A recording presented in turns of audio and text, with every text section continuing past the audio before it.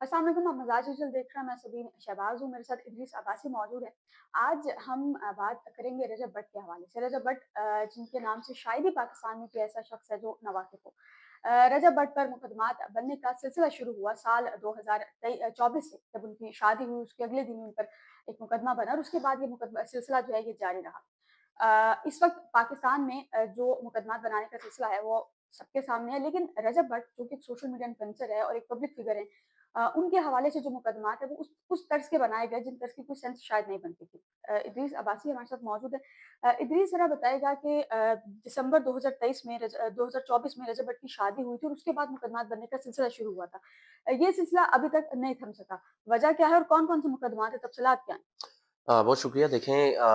रजब Bhatt no doubt एक social media influencer हैं और हुँ, उनके इस टाइम जो है वो पीक पे जा रहे हैं। यूट्यूबर हैं और टॉप यूट्यूबर हैं पाकिस्तान के, और उनके नाम पे मतलब उनकी जो व्यूअरशिप है वो इस टाइम बहुत ज़्यादा है, उनके फैन फॉलोइंग बहुत ज़्यादा है। हुँ, और हम ये देखते हैं कि उनकी जब शादी होती है, शादी से अगले दिन ही उनके जो है वो पुलिस वाइल्ड लाइफ वाले उनको हुँ, घर से गिरफ्तार करते हैं। हुँ। और गिरफ्तार शादी से अगले दिन शादी वाले दिन जो मुकदमा बना था, यकीनन वो इस बात पर बना था ग़ालिबन के उनको शेर का बच्चा किसी ने शादी में बिल्कुल, गिफ्ट किया उनको था। वलीमे पे जो है उनको शेर का एक बच्चा जो है वो तोहफ़े में मिलता है, और हुँ, उसके साथ उनकी जो बारात वाला दिन होता है उसपे उनको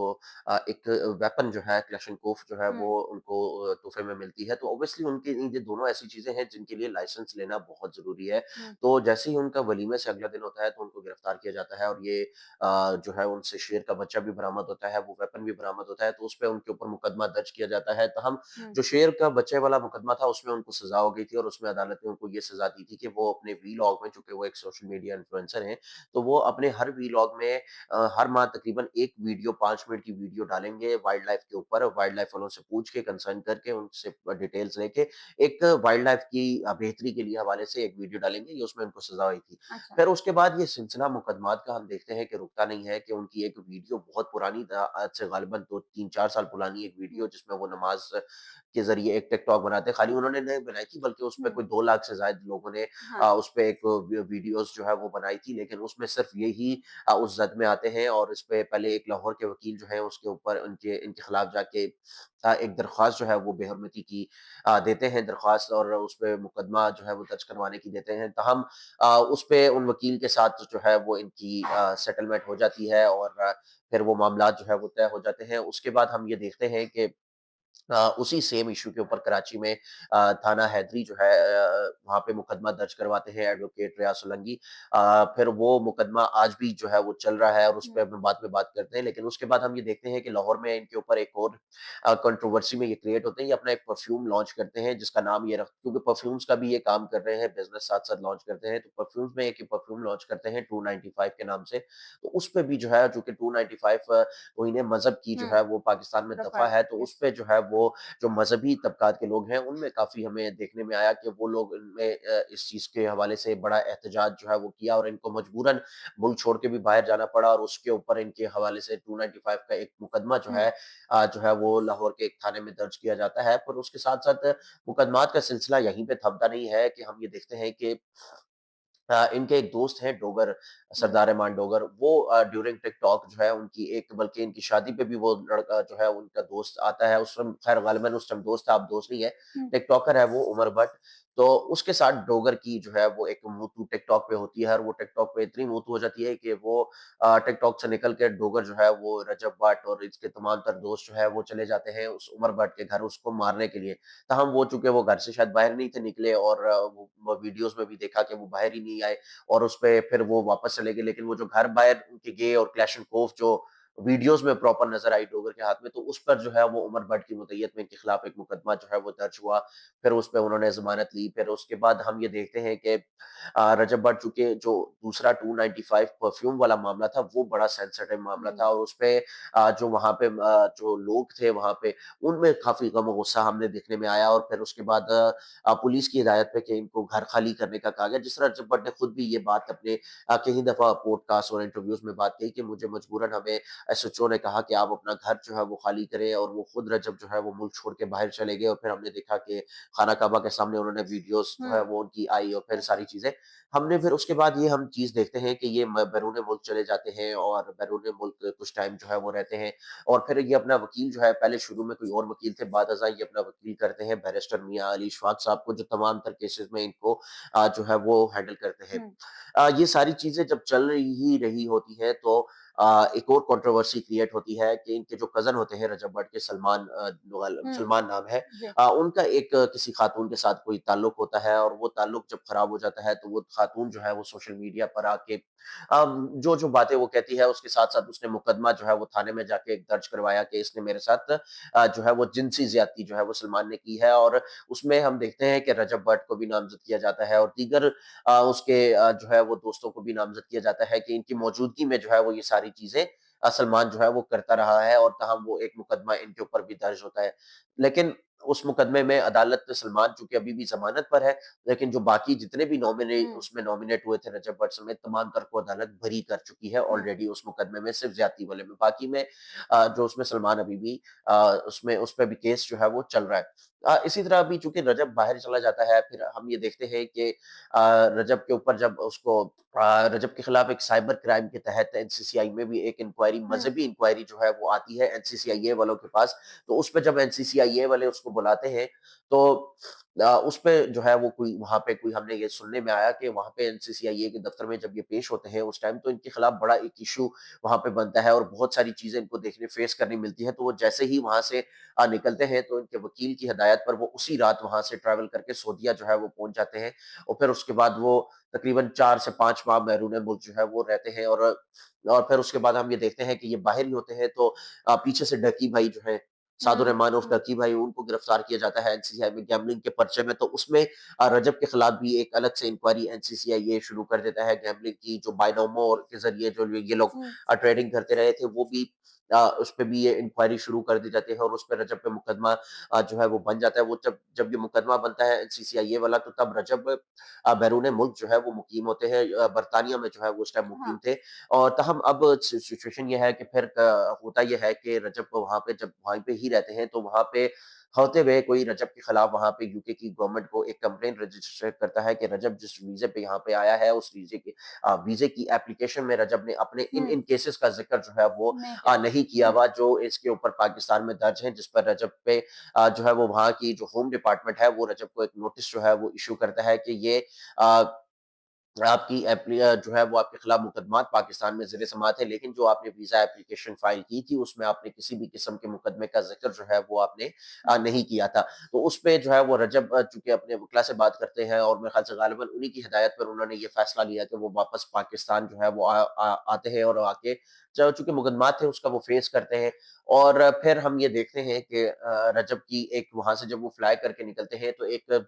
कंट्रोवर्सी सोशल मीडिया पे और all over the social media create होती है कि शायद रजब भट्ट को डिपोर्ट जो है वो कर दिया जाता है। तो जब रजब वापस आते हैं उनसे बल्कि जब वो जिस दिन वो पाकिस्तान आए, तो पाकिस्तान आने के बाद पहली पेशी उनकी इस्लामाबाद हाई कोर्ट हुँ, में थी हुँ, और उसपे मैं खुद भी वहाँ पे उनके साथ उस पेशी में मौजूद था और जब वो पेश हुए तो हमने उनसे इंटरव्यू जब किया, हमने जब मीडिया रूम में उनसे हमने क्वेश्चन आंसर्स किए तो उसमें हमने ये डिपोर्ट वाला हवाले से भी पूछा तो उन्होंने कहा कि मेरा वीज़ा रिवोक किया गया है, सस्पेंड किया गया है, लेकिन हुँ, मुझे डिपोर्ट जो है वो नहीं नहीं किया किया। गया। अगर डिपोर्ट किया जाए तो वो बिल्कुल ही एक डिफरेंट प्रोसेस होता है, लेकिन मुझे डिपोर्ट नहीं किया गया। मैं खुद ही फ्लाई कर रहा था, लेकिन हाँ, जब निकलते हुए मेरा वीज़ा जो है वो रिवोक किया गया है कि कुछ चीज़ें जो मैंने नहीं थी जो है वो उसमें मेंशन की थी। वो कह रहे थे फिर उसके बाद उसने ये भी कहा कि मैंने वहाँ पे जो मेरे यूके में लॉयर्स हैं, उन्होंने इस हवाले से एप्लीकेशन ऑलरेडी जो है वो दे दी है। फिर उसके बाद ये होता है कि रजब की यहाँ से इस्लामाबाद हाई कोर्ट से 10 रोज़ की बेल होती है प्रोटेक्टिव बेल हुँ, के वो हुँ, मुतल्लिका अदालतों में रुजू करे हुँ, और फिर वो लाहौर से जाके अपने तमाम मुकदमात में बेल लेते हैं। फिर वहाँ से बेल लेने के बाद वो जाते हैं कराची। 19 दिसंबर को वो कराची से जो है वो अपनी बेल जो है उनके खिलाफ 295 ए का जो मुकदमा वहाँ पे थाना हैदरी में दर्ज है, उस पे वो मुकदमे में बेल जो है वो अपनी लेते हैं और बेल लेने के बाद उनकी उस मुकदमे में डेट पड़ती है हुँ, 29 दिसंबर। और उसी तरह जो लाहौर में मुकदमा है, उसकी डेट चूँकि अभी ज़्यादा है, वो अभी 6 जनवरी आगे आनी है, उसमें उनकी डेट 6 जनवरी की है। हुँ, लेकिन जो कराची का मुकदमा उसमें 29 दिसंबर की थी और हम 29 दिसंबर को उनको फिर देखते हैं कि वो 29 दिसंबर को कराची में पेश होते हैं और वो जैसे ही कोर्ट में जाते हैं तो उनके साथ एक इश्यू जो है वो होता है कि उनके ऊपर वुकला जो है वो हमला करते हैं और उनको तशद्दुद का निशाना उनको और उनके साथ जो उनके मौजूद दोस्त होते हैं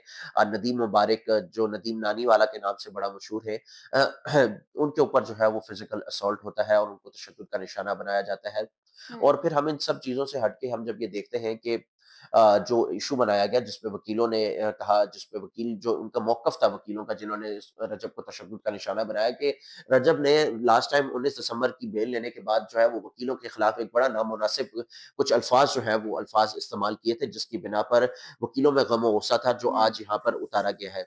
ताहम वो ये सारा इश्यू होता है, रजब को तशद्दुद का निशाना बनाया जाता है और फिर वो रजब जो है वो उस हवाले से उनके वकील जो थे बैरिस्टर मियाँ अली इशफ़ाक़ साहब वो जो है उनकी मुद्दईयत में थाना सिटी कोर्ट जो कराची है वहाँ पर उन वकील जो रियाज़ सोलंकी और अब्दुल फ़तेह चांडियो हैं, उनके खिलाफ मुकदमा जो है वो दर्ज किया जाता है। उस समेत 15 से 20 नामालूम वुकला जो हैं, उनके खिलाफ ये मुकदमा जो है वो दर्ज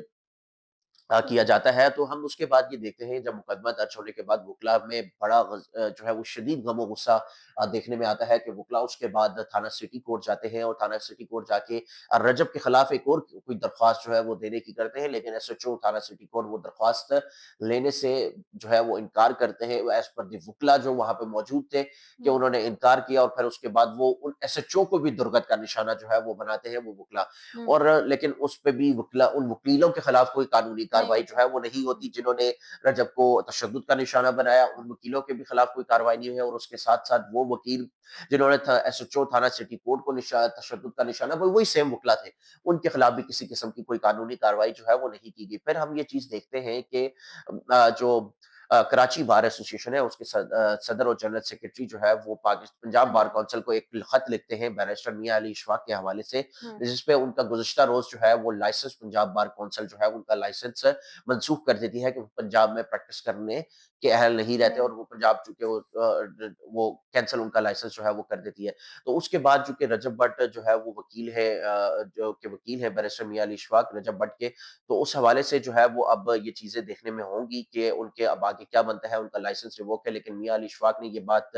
कही है कि वो अब इस चीज़ को जो है वो कानून के मुताबिक देखेंगे। जी। अच्छा, ये तो हो गई केसेज़ की तफ़सीलात हो गईं। अब अगर हम थोड़ी-सी उस हवाले से बात करें कि कानूनी कार्रवाई में जैसे आपने बताया कि शेर का बच्चा जो है वो दिया था। तो इस पर असूलन ये होना चाहिए था कि शेर का बच्चा जिसने गिफ्ट किया है, पहले थोड़ी-सी इन्वेस्टिगेशन उस हवाले से होती कि ये शेर